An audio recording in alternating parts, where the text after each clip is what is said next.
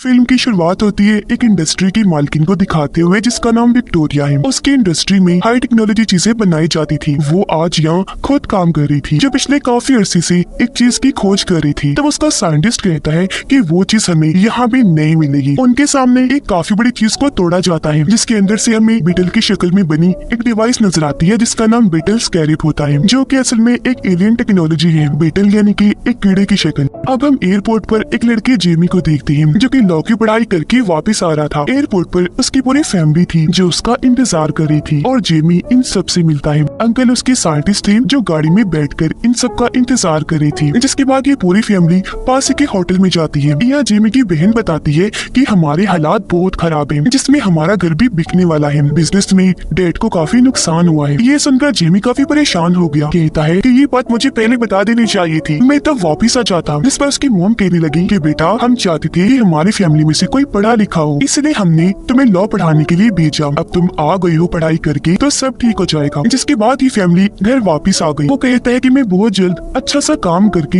इतने पैसे कमाऊंगा कि अपनी फैमिली को अमीर इलाके में ले जाऊंगा। फिर अगले ही दिन हम जेमी को काफी आलीशान करके सामने देखते हैं जहाँ उसकी बहन कहती है आ जाओ जेमी सफाई करो आकर। दरअसल वो दोनों यहाँ पर जॉब कर रही थी और फिलहाल उनके पास करने का यही काम था। इतने ही देर में यहाँ विक्टोरिया आ गई अपने गार्ड के साथ क्योंकि ये उसी का घर था। अब जब विक्टोरिया आगे बढ़ी तो हम उसकी भतीजी को देखते हैं जिसका नाम जेना था। वो उस पर बहुत ज्यादा गुस्सा करती है। जेना उसे एक वीडियो दिखाती है जिसमें विक्टोरिया ने एक हाईटेक डिवाइस बनाई थी। उस डिवाइस को जब किसी इंसान में लगाया जाता है तो वो इंसान बहुत ताकतवर सोल्जर बन जाता है। इतना ताकतवर कि वो सोल्जर अकेला ही पूरी आर्मी पर भारी पड़ सकता है और एक हथियार की तरह काम कर सकता है। जेना बताती है कि इस प्रोजेक्ट की वजह से मैं भड़की हुई हूँ क्योंकि इस पर तुम्हारा काम काफी आगे बढ़ चुका है। हालांकि हमने सालों पहले ये प्रोजेक्ट बंद कर दिया था और इसे रोकने का फैसला मेरे डैड का था क्योंकि इस डिवाइस की मदद से इंसान हथियार जैसा बन जाएगा, दुनिया को तबाह कर देगा। मेरे डैड तबाहकुन इंसान बनाना नहीं चाहती थी, तो फिर आप दोबारा क्यों इस टेक्नोलॉजी को इस्तेमाल में ला रही है। इस पर विक्टोरिया भी गुस्सा हो जाती है। कहती है कि तुम्हारे डैड की बात मैंने इस कंपनी को चलाया, तुम्हारा इस कंपनी में बस हिस्सा ही है, इसे कैसे चलाना है ये मेरा काम है, मैं ही बेहतर जानती हूँ। मैं नहीं चाहती कि तुम या तुम्हारी माँ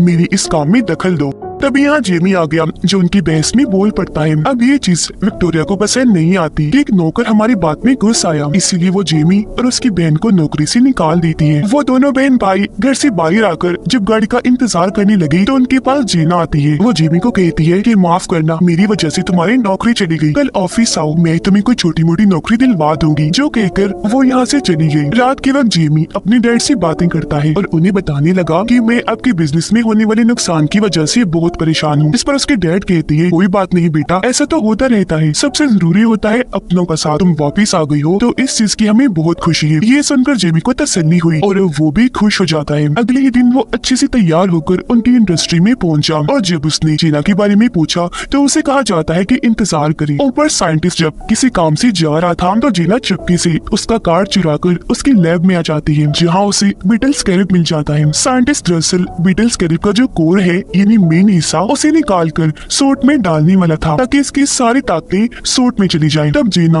उस स्कैरिप को एक बॉक्स में डालकर चुपके से लैब से बाहर निकल जाती है और जब वो नीचे आई तो जेमी उसके पास आ जाता है। जेना उसे कहती है अभी मैं जल्दी में हूँ, बाद में मिलते हैं हम। अब तब यहाँ सिक्योरिटी अलार्म बज जाता है। जेना वो बॉक्स जिसमें बीटल स्कैरिप था वो जेमी को देते हुए कहती है कि इसे अपने पास रखो, तुमने इसे खोलना नहीं और अपनी जान से भी ज्यादा हिफाजत करनी है। जो कहकर वो जेमी को यहाँ से भेज देती है और खुद गार्ड के साथ आगे बढ़ गई। घर आकर जेमी अपने घर वालों को सब बताता है जो उसके साथ हुआ और उन्हें वो बॉक्स दिखाता है जिस पर उसकी फैमिली काफी कंफ्यूज थी और वो जेमी को बॉक्स को खोलने का कहती है। उनकी बात मानकर जेमी ने बॉक्स भी खोल दिया जिसके अंदर से उन्हें बीटल स्कैरिप मिलता है जिसे जेमी बड़े गौर से देखने लगा। जब उसने हाथ में लिया तो स्कैरिप चमकने लगा और अचानक ही ऑन होकर जेमी के मुंह पर चिपक जाता है जो देखकर सारे घर वाले काफी डर गए। जिसके साथ जेमी का जिस्म अचानक से खौफनाक तरीके से बदलने लगा। उसके जिस्म पर सूट चढ़ना शुरू हो जाता है और अब वो बन जाता है ब्लू बीटल जो इस मूवी का नाम भी है और अब पूरी तरह सूट जेमी को कवर कर लेता है। जिसके फौरन बाद सूट के अंदर से उसके असिस्टेंट की आवाज आने लगती है जो दरअसल एक टेक्नोलॉजी है। वो कहती है कि जेमी ब्लू बीटल बनने के लिए मैंने ही तुम्हें चुना है और अब तुम तैयार हो जाओ मेरी ताकतें देखने के लिए। जो कहकर जोर से जेमी को उड़ाकर वो आसमान पर ले जाती है।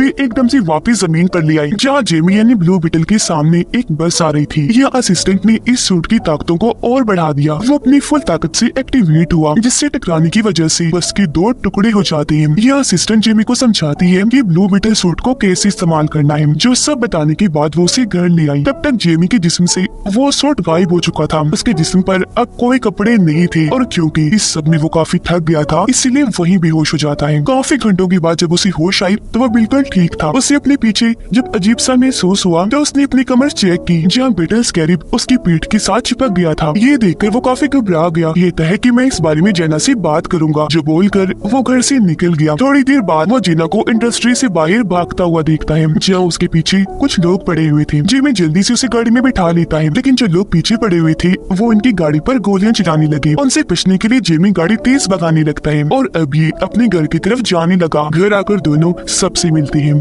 अब जेना जेमी से पूछती है कि स्कैरिब कहाँ है, तब वो उसे अपनी पीठ दिखाते हुए कहते हैं कि देखो ये यहाँ फिक्स हो गया है, चिपक गया है। ये देखकर जेना काफी हैरान हुई। फिर बताती है कि ये इसलिए चिपका क्योंकि इसकी शक्ल बीटल जैसी जो है, और ये है बीटल स्कैरिब, जिसे पहले मेरे डैड भी इस्तेमाल किया करती थी, लेकिन अचानक वो गायब हो गई और मेरे ख्याल से अब वो नहीं रही। लेकिन जब वो जिंदा थी तो इस टेक्नोलॉजी को उन्होंने बंद कर दिया था, लेकिन मेरी आंट विक्टोरिया ने इस टेक्नोलॉजी को फिर से इस्तेमाल करना शुरू कर दिया, क्योंकि वो जानती है कि बीटल स्कैरिब के कोर में बहुत ताकत है। मेरे डैड इस बात से इत्तेफाक नहीं करती थी। उन्होंने इस बात की मुखालफत की क्योंकि उनका मानना था कि बीटल स्कैरिब खुद उस इंसान को चुनेगा कि कौन ब्लू बीटल बनेगा और उसकी ताकतें इस्तेमाल करने का असली हकदार होगा। और इस बार बीटल ने जेमी को चुना है। जेमी कहता है कि मुझे नहीं चाहिए ये, मुझे इस बीटल स्कैरिब को निकालना है, कोई हल बताओ। जिस पर जीना कहती है कि एक हल है मेरे पास, लेकिन उसके लिए मुझे एक जगह पर जाना है जिस जगह की चाबी मेरी कंपनी में है, लेकिन वहाँ जाना खतरनाक है। जिस पर जेमी के अंकल जो साइंटिस्ट थे बताते हैं कि मैंने एक ऐसी डिवाइस बनाई है जिसकी मदद से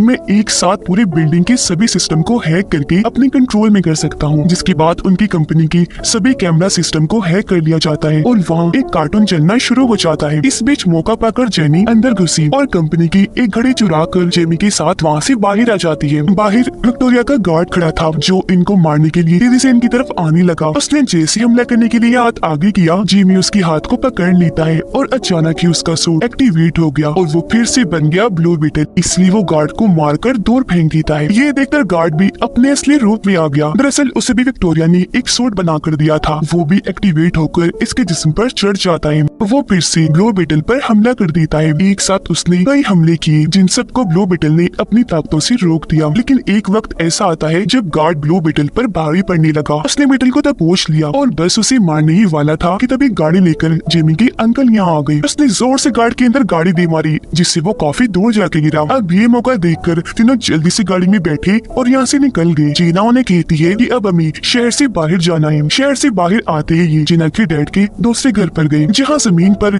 एक काफी बड़ा बीटल बना हुआ था। उसे देखकर जीना हाथ में बनी हुई घड़ी के जरिए उस बीटल के नीचे बनी खुफिया रास्ते को खोल लेती है और ये तीनों नीचे आ जाते हैं। यहाँ आकर पता चला कि सबसे पहले ब्लू बीटल जीना के डैड थे। उन्होंने ही सबसे पहले बीटल स्कैरिब की ताकतों और टेक्नोलॉजी को इस्तेमाल किया। अब यहाँ की हर एक चीज को देखकर जेमी के अंकल काफी मुतासिर हुए और वो बीटल स्कैरिब की टेक्नोलॉजी को समझने लगते हैं, जिसके मुताबिक अगर स्कैरिब ने खुद तो किसी के साथ जोड़ लिया तो उसे अलग नहीं किया जा सकता। तो जाहिर है ये बीटल स्कैरिब अब जेमी से अलग भी नहीं किया जा सकता। वो उस इंसान की हर एक सेल से जुड़ जाती है और अगर ऐसा हुआ तो इसमें जेमी की मौत हो सकती है। अब ये सुनकर जेमी को काफी गुस्सा आ जाता है। वो वहाँ से निकलकर छत पर आकर बैठ गया। थोड़ी देर की बात उसके अंकल भी उसके पास आकर बैठ गए और जेमी को समझाने लगते हैं कि जेना की मदद से तुम्हें जो पावर मिली है वो काफी अच्छी है। जिन पावर्स के लिए लोग तो तरसते हैं तो तुम्हें वो ऐसे मिल गई। तभी छत पर जीना भी आ गई। देखती है कि एक हाईटेक प्लेन शहर से उड़ा और अब जेमी के घर की तरफ आ रहा है। उसे शक हुआ। उसने इस बारे में जेमी और उसके अंकल को बताया। ये लोग देखते हैं कि प्लेन में भी बहुत सारे लोग हैं और इनके घर के बाहर भी बहुत सारे सोल्जर्स खड़े हैं। ये देखकर जेमी समझ गया कि हम पर कोई मुसीबत आने वाली है। उसे अपनी फैमिली की फिक्र थी तो उनकी मदद करने के लिए वो चिल्लाने लगा ताकि उसका सूट ऑन हो जाए, लेकिन ऐसा नहीं होता। इससे जेमी समझ गया कि ये सूट मुझे मुसीबत में देकर ही एक्टिवेट होता है, इसीलिए वो वहाँ से कूद पड़ता है। अब वो नीचे गिरकर मर ना जाए इसलिए ब्लू बीटल हवा में आते ही एक्टिवेट हो गया और अब ब्लू बीटल बनते ही वो वहाँ से आगे बढ़ जाता है। हाईटेक प्लेन में विक्टोरिया और उसका गार्ड थी। नीचे सोल्जर्स जेमी के घर में घुसकर सबको बाहर निकाल रही थी, लेकिन तभी जेमी इन्हीं ब्लू बीटल उड़ता हुआ वहाँ आया और अपने मुक्कों से मारता हुआ सब सोल्जर्स को उड़ा देता है और अपने घर वालों को यहाँ से भागने का कहता है। अब ब्लू बीटल की असिस्टेंट काफी बड़ी मशीन गन एक्टिवेट करती है और सभी सोल्जर्स को एक साथ उड़ाने का सोचती है। इस पर ब्लू बीटल उसे कहता है कि हम इन्हें जान से नहीं मारते, बस वैसे ही जख्मी कर देते हैं। जो कहकर वो अपनी ताकतवर मशीन को एक्टिवेट करके सबको मार मार के बेहोश कर देता है। ऊपर से विक्टोरिया का गार्ड ब्लू बीटल पर निशाना लगा के खड़ा हो जाता है ताकि एक ही झटके में वो उड़ जाए। दूसरी साइड पर बीटल भी तैयार था, लेकिन तभी बीटल ने देखा कि मेरी डैड को दौरा पड़ रहा है, इसलिए वो जल्दी से उनके पास आया। इस चीज का फायदा उठाकर गार्ड अपनी टेक्नोलॉजी से ब्लू बीटल को कमजोर करके उसे कैद कर लेता है, जिससे अब वो कुछ भी नहीं कर पा रहा था। ब्लू बीटल के सामने उसके डैड मर रही थी और फिर पीछे से एक धमाका करके उसके पूरे ही घर को उड़ा दिया जाता है, जिसके बाद गार्ड जेमी को, जो ब्लू बीटल से बाहर आ गया था, प्लेन में उड़ाकर अपने साथ ले जाता है। उनके जाने के बाद पूरी फैमिली यहाँ आई। देखते हैं कि जेमी के डैड अब नहीं रहे, उनकी मौत हो चुकी है। ऐसे अगला दिन आ गया जहाँ उसके डैड के मरने और जेमी के जाने से सारे काफी परेशान थे। दादी सबको इकट्ठा करती है, कहती है कि कैसे भी करके हमें जेमी को बचाना है, किसी सूरत उसे नहीं खोना। इस पर जीना जवाब देती है कि इस मिशन में मैं भी आपका पूरा पूरा साथ दूंगी। जो कहने के बाद जीना उन्हें अपने डैड की एक और जगह पर लेकर गई, जहाँ उसके डैड ने एक बीटल प्लेन भी बनाया हुआ था, जिसके अंदर बैठकर ये लोग यहाँ से निकल जाते हैं। प्लेन में जीना उन सबको अपने डैड के बनाए हाईटेक हथियार देती है, जिसमें जेमी की दादी एक मशीन गन लेती है। फिर ये लोग विक्टोरिया की आइलैंड पर बने उसके किले को देखते हैं और दादी प्लान बनाती है कि हम उन दुश्मनों का पहले ध्यान भटकाएंगे और अगर उन्हें मारना हुआ तो मारेंगे, फिर अंदर जाकर जेमी को बचा लेंगे। उधर विक्टोरिया ने जेमी को उल्टा लटकाया हुआ था, क्योंकि वो उसकी बीटल टेक्नोलॉजी को निकाल कर अपने गार्ड में डालने वाली थी। यहाँ जेमी साइंटिस्ट से मदद मांगता है, इस पर वो जवाब देता है कि सॉरी, मैं तुम्हारी कोई मदद नहीं कर सकता। साइंटिस्ट बताता है कि इस चीज में जेमी मारा जा सकता है, इस पर वो जवाब देती है कि मुझे इससे कोई फर्क भी नहीं पड़ता। अब इतने ही देर में बाहर बीटल प्लेन से किले पर हमला कर दिया जाता है। तभी जेमी की अंकल उसे नीचे उतारकर दोबारा से शुरू कर देती है, जिससे अब वो इतना ताकत से उन पर हमला करता है कि ऊपर चढ़ने लगा। उसके पैर निकल आए थे, जिसके नीचे वो सब गार्ड को कुचलता गया और बाद में गैस छोड़कर सबको बेहोश कर देता है। अब ये लोग अंदर आ गए, जहाँ जेना लैब का रास्ता ढूंढकर उसी तरफ बढ़ने लगे। इनके सामने बहुत बड़ी कोर जैसी मशीन आ जाती है और ये वही मशीन है जिसके जरिए ब्लू बीटल की ताकतें टेक्नोलॉजी को निकाल कर गार्ड के अंदर भेजा जा रहा था। प्रोसेस शुरू हो गया, जिससे ताकतें जाने की वजह से जेमी तड़पने लगा और वो अपने ही दिमाग में कुछ सोचते हुए एक अलग ही दुनिया में चला जाता है, जहाँ उसे अपने डैड नजर आई। जब जेमी उन्हें देखता है तो काफी जज्बाती हो गया, लेकिन जेना और जेमी की बहन उस पूरे कोर पर बॉम्ब्स लगा देती है जहाँ ये ट्रांसफर का काम हो रहा था। अब ये ताकतें जाने का असर जेमी और उसके डैड दोनों महसूस कर रहे थे। उसके डैड कहते हैं, बेटा तुम्हारा दुनिया में अभी भी काम बाकी है, असली दुनिया में तुम्हें सबको बचाना है। मेरा काम यही तक था, इसलिए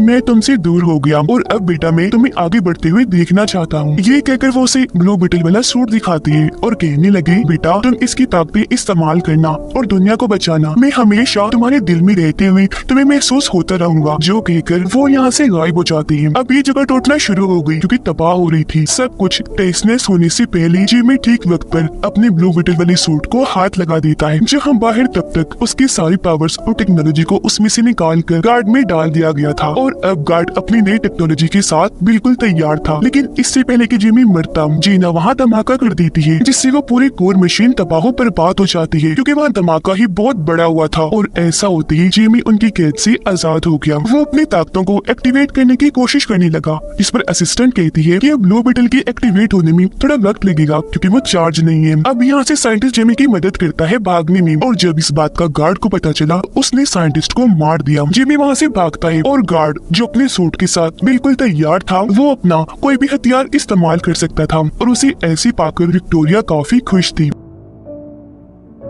जिमी भाग रहा था और क्योंकि उसके सूट में अभी एनर्जी कम थी, इसलिए बहुत सारे गार्ड्स उसे मारने के लिए आते हैं। तब ठीक मौके पर यहाँ दादी मशीन गन लेकर आ जाती है और सब गार्ड्स को उड़ाकर जेमी को बचा लेती है। ये दोबारा से भागने लगे और जो भी रास्ते में आ रहा था, दादी मशीन गन से सबको मारती जा रही थी। उधर जीना को विक्टोरिया ने पकड़ लिया था और वो उसे अपने साथ ले गई। जेमी की बहन शील्ड और पंचेस इन्हीं मुक्कों वाली टेक्नोलॉजी को इस्तेमाल करके गार्ड से लड़ रही होती है और अब जेमी पर ब्लू बीटल सूट भी एक्टिवेट हो जाता है क्योंकि वो भी अब चार्ज हो चुका था। इसीलिए वो सभी गार्ड से भिड़ जाता है और उन पर हमला करके काफी बुरा मारता है। लेकिन तभी यहाँ गार्ड अपना सूट पहनने आया और ब्लू बीटल पर हमला कर देता है। वो उसे उड़ाकर हवा में ले गया और अभी दोनों वहाँ एक दूसरे को मारने लगे। पहले पहले तो दोनों ही एक दूसरे पर भारी पड़ रही थी, लेकिन फिर गार्ड ब्लू बीटल को बहुत मारता है, जिसके बाद दोनों लड़ती लड़ती फिर से किले में आ गई और यहाँ एक दूसरे को जबरदस्त टक्कर दे रही थी। अब यहाँ जेमी की अंकल गार्ड के सर पर वार करती है, जिससे वो जवाब में उसके अंकल के पास धमाका करता है और वो काफी जख्मी हो गई। ये देखकर ब्लू बीटल को काफी गुस्सा आया और अब वो अपनी पूरी पावर्स का इस्तेमाल करके गार्ड पर हमला कर देता है और उसके अंदर से तेज रोशनियां निकलने लगी। उधर विक्टोरिया जीना को बताती है कि मैंने ब्लू बीटल के कोड को अपने मोबाइल में डाउनलोड कर लिया है, जिसकी मदद से अब मैं लाखों की तादाद में सूट बनाऊंगी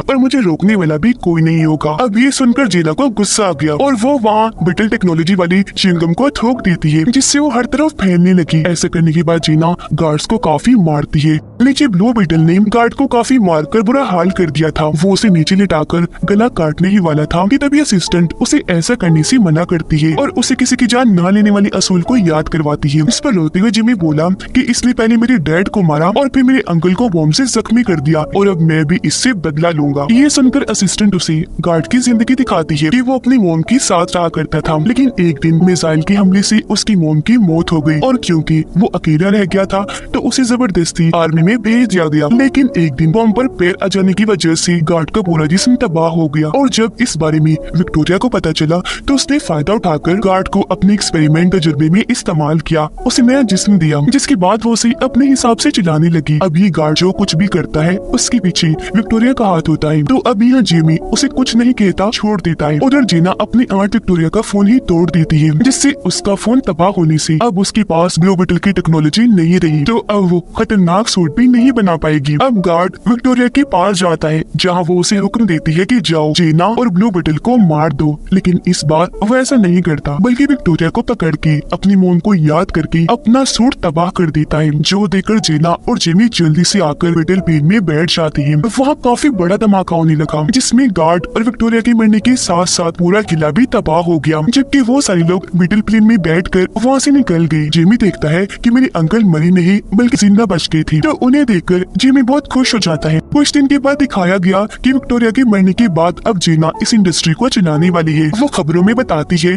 कि मैं कंपनी में हो रही गलत कामों को रोककर कंपनी को अच्छे रास्ते पर चलाऊंगी। अब घर में जीना आई जो कहती है कि मैंने आप सबकी मदद करने के लिए इस पूरी जगह को खरीद लिया है और मैं ये जगह वापस आपको तोहफे में दे रही हूँ, आप यहाँ अच्छी जिंदगी गुजारिए। जो सुनकर सारी फैमिली बहुत खुश हो जाती है। अब जब जीना वहाँ से जा रही थी तो उसे छोड़ने जिमी भी उसके साथ आया। वो यहाँ उसे अपने दिल की बात करता है कि मैं तुमसे प्यार करता हूँ, मुझसे शादी करोगी? ये सुनकर जीना बहुत खुश हो जाती है और हाँ बोलकर दोनों गले से लग जाती है। अब तब यहाँ जेमी का ब्लू बीटल सूट फिर से एक्टिवेट हो गया, जिसके साथ दोनों हवा में उड़ते उड़ते काफी ऊपर चले जाते हैं और अपनी इस सैर को काफी एंजॉय करने लगे। और इसी के साथ इस फिल्म के यहीं पर हैप्पी एंडिंग हो जाती है।